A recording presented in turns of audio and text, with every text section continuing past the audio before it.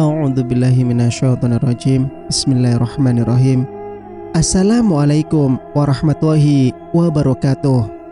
Kembali lagi bersama Mang Sukir, yang tentunya akan menemani teman-teman semua dengan sebuah kisah-kisah horor dan mistis.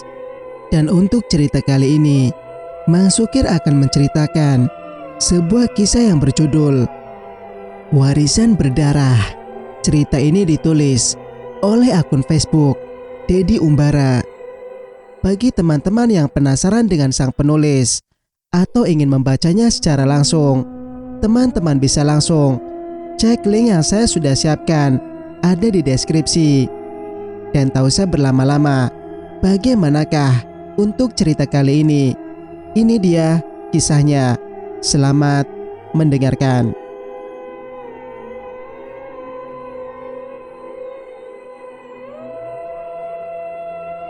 Selamat malam Pak Lurah dan Pak Kadus, sapa para warga serempak. Selamat malam kembali bapak-bapak semuanya. Ada yang bisa saya bantu? Tanya Pak Lurah kepada warga yang sedang berkumpul. Begini Pak Lurah, akhir-akhir ini kampung kita tidak aman lagi dari teror kedua sosok makhluk tersebut. Barangkali Pak Lurah ada solusi yang tepat untuk mengatasinya, kata salah seorang warga. Baiklah bapak-bapak semuanya, saya akan putuskan bahwa saya akan memanggil Bapak Kiai Imanuddin untuk datang membantu mengatasi keadaan kampung kita ini, kata Pak Lurah kemudian. Semoga setelah ini kampung kita bisa kembali aman seperti dulu lagi, timpal salah seorang warga. Saya berharap juga demikian bapak-bapak semuanya. Pak Kadus, coba tolong buatkan surat, lalu kirimkan esok ke Pak Kiai Imanuddin. Baik Pak Lurah, jawab Pak Kadus. Bapak-bapak semuanya, saya mohon pamit karena ada tugas kantor yang harus saya selesaikan di rumah malam ini, kata Pak Lurah kemudian. Hati-hati Pak Lurah, kata warga kampung tersebut serempak. Keesokan harinya di kantor desa Wanci Mekar. Bagaimana Pak Kadus? Apakah surat sudah dikirim ke Pak Kiai Imanuddin? Tanya Pak Lurah kepada Pak Kadus. Sudah Pak Lurah, tapi belum ada balasan. Mungkin beliau sedang sibuk, kata Pak Kadus kemudian. Saya ingin kampung desa Wanci Mekar ini kembali seperti dulu tentram, kata Pak Lurah. Saya juga sepemikiran dengan Bapak. Semua warga kampung desa ini pasti akan membantu untuk masalah ini, timpal Pak Kadus. Ya, memang benar Pak Kadus. Warga kampung desa kita takkan tinggal diam, ujar Pak Lurah. Malam berbalut sepi dingin membujuk hati. Sinar bulan turun menghiasi nuansa mistis yang menyelimuti malam ini. Entah mengapa udara malam ini terasa dingin, padahal keadaan alam sedang bersahabat.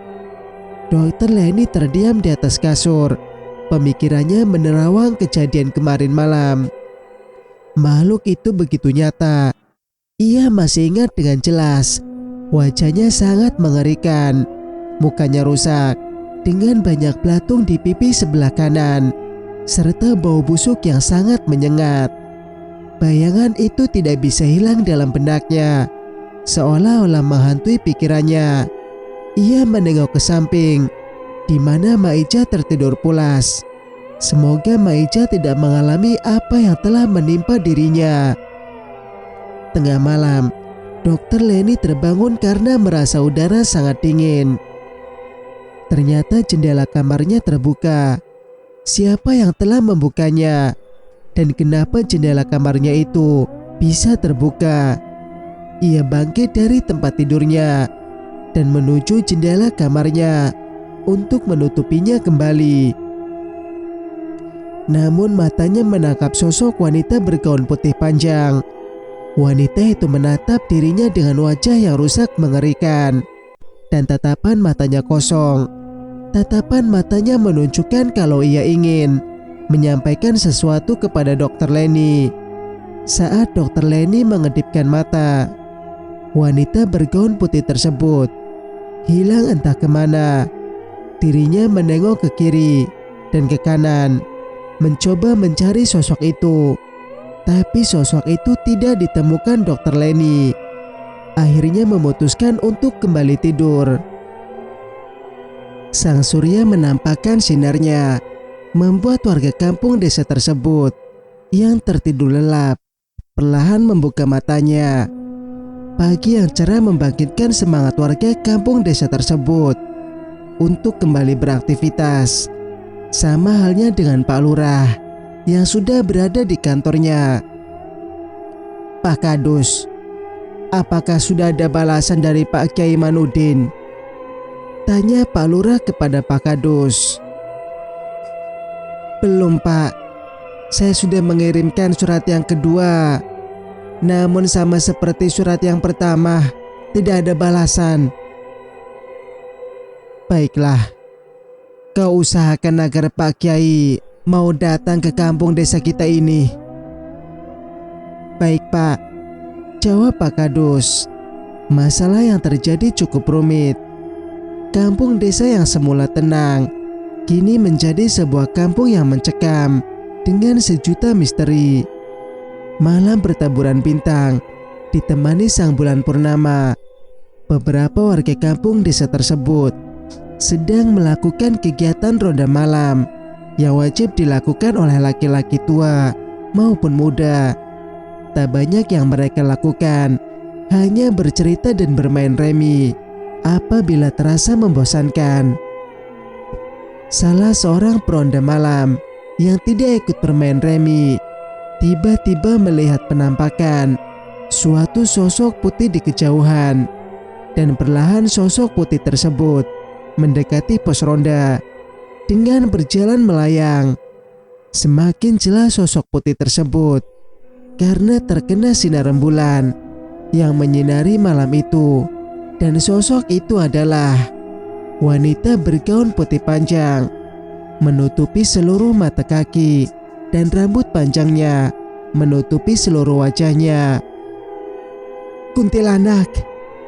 teriak salah seorang peronda yang melihat penampakan tersebut, sehingga mengagetkan para peronda yang sedang asyik bermain remi. Hingga para peronda itu pun berlarian kocar-kacir sambil berteriak-teriak. Warga kampung desa tersebut yang mendengar suara teriakan para peronda terbangun dari tidurnya dan keluar rumah untuk memastikan apa yang sedang terjadi di luar sana. "Bapak-bapak, ada apa ini?" tanya salah seorang warga.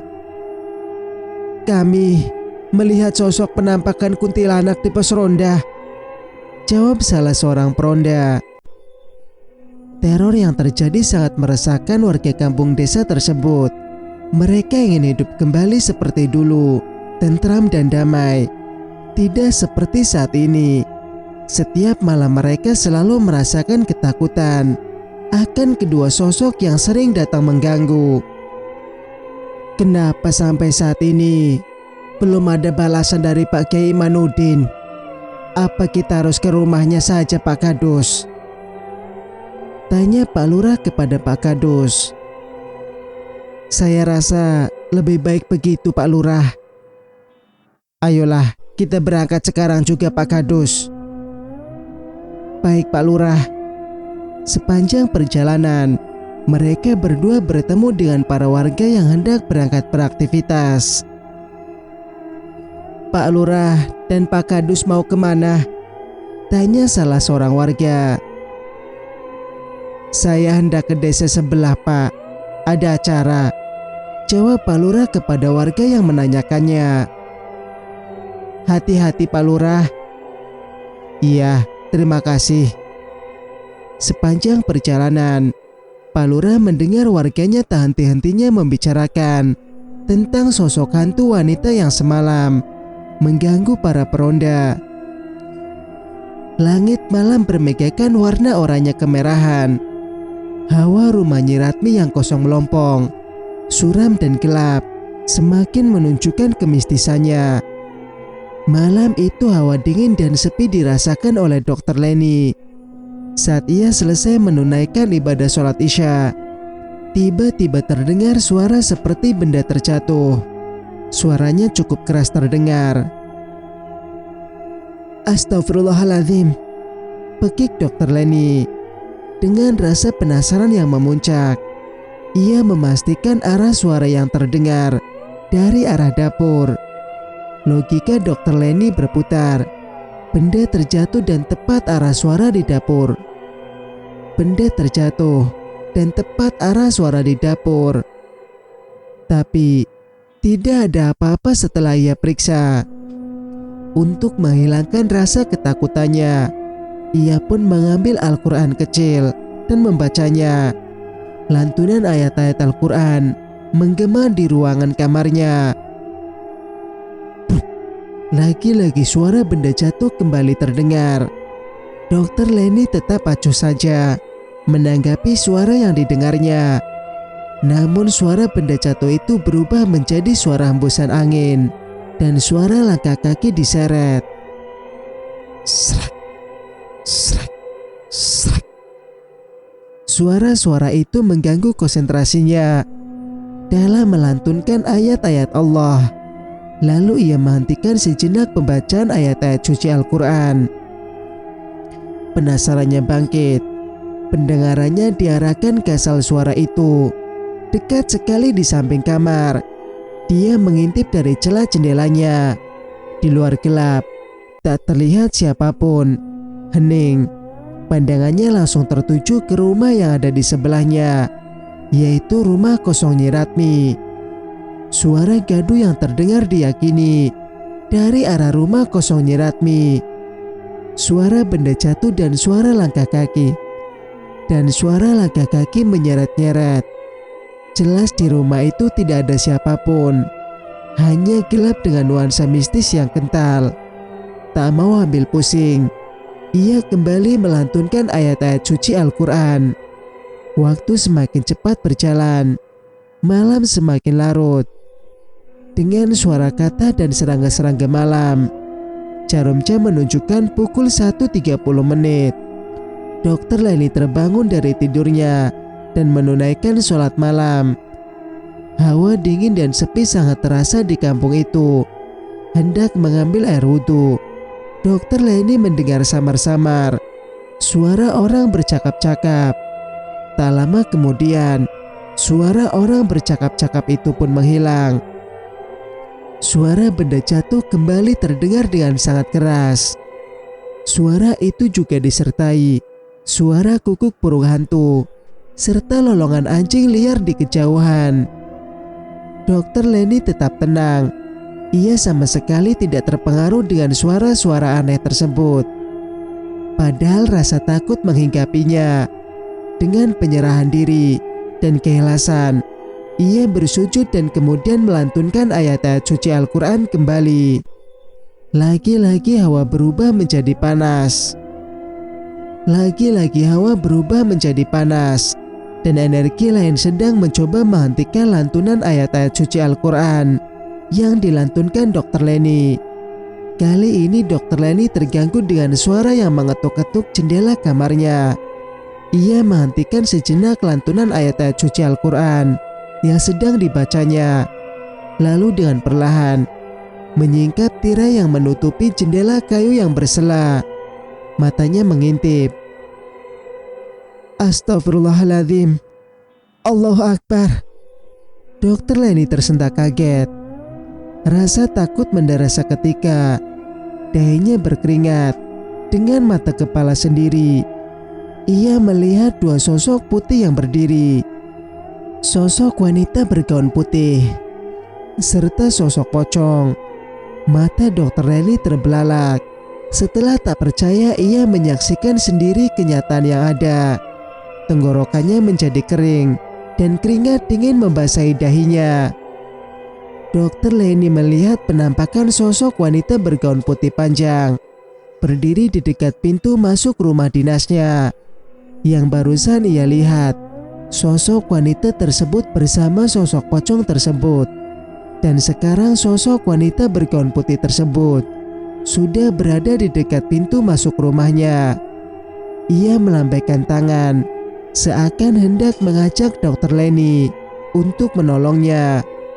Wajahnya menyedihkan, pucat pasi serta pipi sebelah kanan dipenuhi belatung dengan sisi-sisi kedua mata menghitam. Sisi kemanusiaan, Dr. Lenny mengakui ketakutan yang ada dalam diri. Ngeri bercampur rasa penasaran dengan penampakan sosok-sosok yang disaksikannya tersebut. Dirinya masih tertegun di tempatnya semula, memikirkan kejadian demi kejadian yang menimpa terhadap dirinya. Ada apakah yang sebenarnya terjadi di kampung desa ini? Kejadian demi kejadian menimpa penduduk kampung ini, gumamnya dalam hati. Dr. Lenny mencoba mengungkap tabir misteri yang terjadi di kampung desa ini. Lebih baik aku tidur kembali, karena esok aku harus berangkat lebih awal ke tempat tugas. Baru beberapa langkah Dr. Lenny berjalan menuju kamarnya. Tiba-tiba terdengar suara ketukan pintu rumah dinasnya dari arah luar. Jangan-jangan sosok wanita tadi yang berdiri di depan pintu rumah, pikirnya. Suara ketukan pintu dari arah luar. Ragu itulah yang ada di pikiran Dr. Lenny. Ia mencoba mengacukan suara ketukan pintu rumah tersebut. Bu dokter, tolong bukakan pintu. Saya warga kampung desa ini. Saya mohon pertolongan Bu dokter, kata suara di luar sana. Suara seorang wanita, gumamnya. Naluri sisi kemanusiaannya pun timbul perlahan. Dr. Lenny mencoba membukakan pintu rumahnya. Perasaan was-was menghantuinya. Takut bila yang mengetuk pintu rumahnya bukanlah manusia. Alangkah terkejutnya Dr. Lenny karena yang dilihat di pintu masuk rumahnya seorang wanita dengan pakaian agak kumal dan rambut panjang yang tak terawat. Dr. Lenny mempersilahkan wanita itu untuk masuk ke dalam rumahnya. Silakan masuk, Non. Perkenalkan Bu dokter, saya Sinta. Saya putrinya Nyi Ratmi, kata wanita tersebut memperkenalkan diri.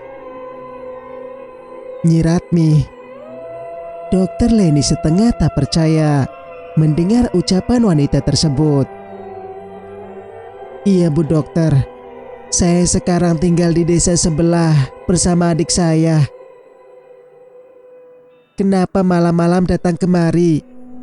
Bukannya pagi atau siang hari datang kemari? Justru itulah Bu dokter, saya secepatnya datang malam-malam begini karena mendapat kabar dari warga kampung desa ini untuk menemui Bu dokter. Maksud dan tujuan Non datang ke sini ada keperluan apa? Saya mau mencari keberadaan ibu saya. Barangkali Bu dokter mengetahui keberadaan ibu saya. Dan sekali lagi, saya mohon pertolongan Bu dokter. Saat ini adik saya sedang sakit. Sambil menahan isak tangis. Sakit apa adikmu? Demam Bu dokter. Baiklah, saya akan mengambil obat-obatan teruntuk adikmu. Lalu Dr. Lenny bergegas mengambil obat-obatan serta membawa makanan sisa sarapannya. Oh iya Non Sinta, untuk malam ini saya belum bisa memberikan keterangan di mana ibumu berada. Dan karena waktu yang sudah larut malam, mata saya sudah terasa mengantuk. Serta saya harus berangkat lebih awal ke tempat tugas. Dan sebaiknya kamu beristirahatlah dulu. Terima kasih Bu dokter.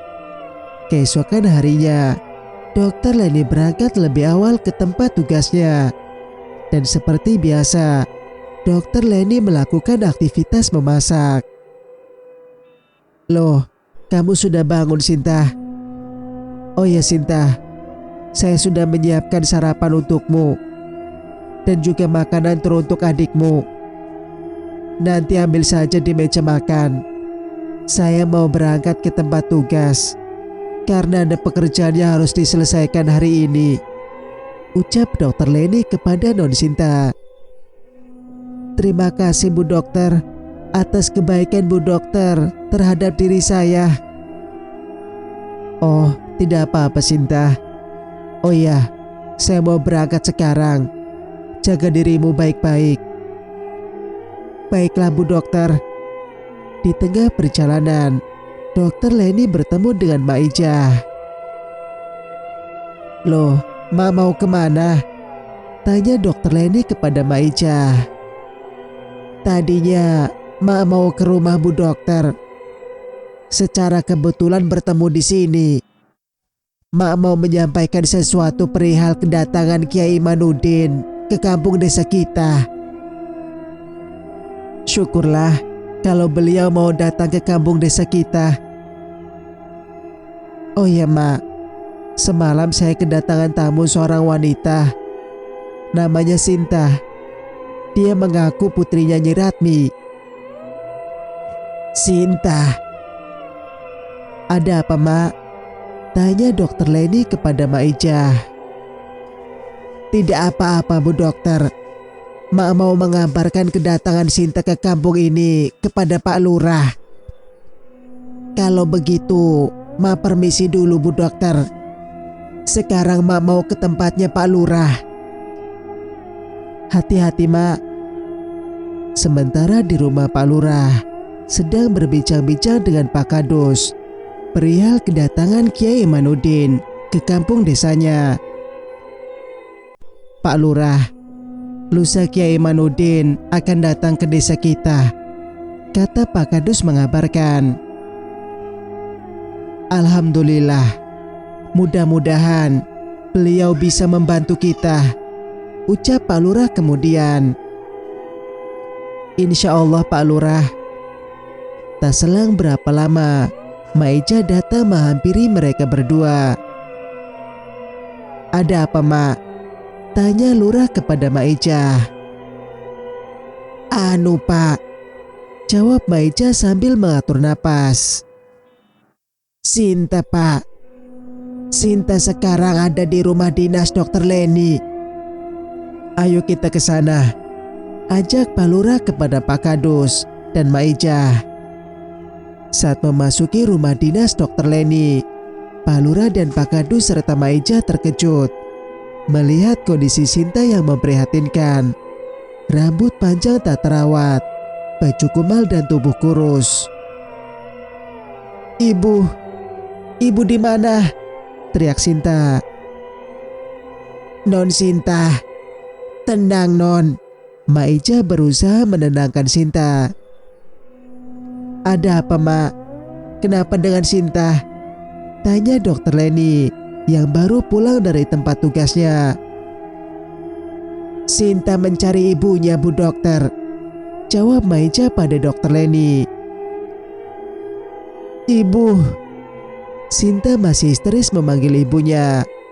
Pak Lurah, Pak Kadus, serta Dokter Leni mencoba menenangkan Sinta yang berusaha memberontak, ingin keluar rumah mencari ibunya.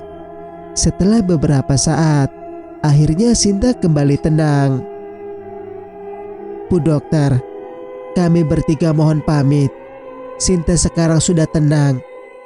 Dan bila mana terjadi apa-apa terhadap Bu Dokter, bisa minta tolong kepada warga kampung ini," ucap Pak Lurah. "Iya Pak Lurah, terima kasih atas bantuannya," ucap Dokter Leni. "Oh iya Bu Dokter, Mak tidak bisa menemani Sinta dan Bu Dokter karena hari ini Mak harus mengantarkan pesanan makanan ke tetangga-tetangga." "Tidak apa-apa Mak." Sepeninggal Pak Lurah, Pak Kadus, serta Maijah. Dokter Leni masih tertegun di tempatnya semula, seakan tak percaya atas pengakuan Sinta yang mengaku putrinya Nyi Ratmi. Malam yang sepi bermandikan cahaya rembulan dan lolongan anjing liar menambah ketakutan dalam diri Dokter Leni. Entah mengapa malam ini dirinya merasa gelisah. Udara dingin terasa menusuk tulang. Tiba-tiba ia dikejutkan dengan suara bantingan jendela kamarnya. Ia menengok dan jendela itu terbuka dengan sendirinya. Perlahan ia bangkit, hendak menutup kembali. Baru beberapa langkah berjalan ia terkejut dengan apa yang dilihatnya. Ia pun mundur sampai terjatuh di kasur. "Tolong aku," nada suaranya seperti berbisik. "Siapa kamu?" bentak Dokter Leni. "Dia itu jahat." "Siapa yang kamu maksud?" bukannya menjawab. Sosok wanita bergaun putih panjang tersebut malah membanting jendela kamar Dokter Leni hingga pecah berantakan. Cerita pun bersambung. Jika kalian suka dengan ceritanya, jangan lupa untuk like, komen, dan subscribe channel ini agar bisa mendengarkan cerita-cerita berikutnya. Wassalamualaikum warahmatullahi wabarakatuh.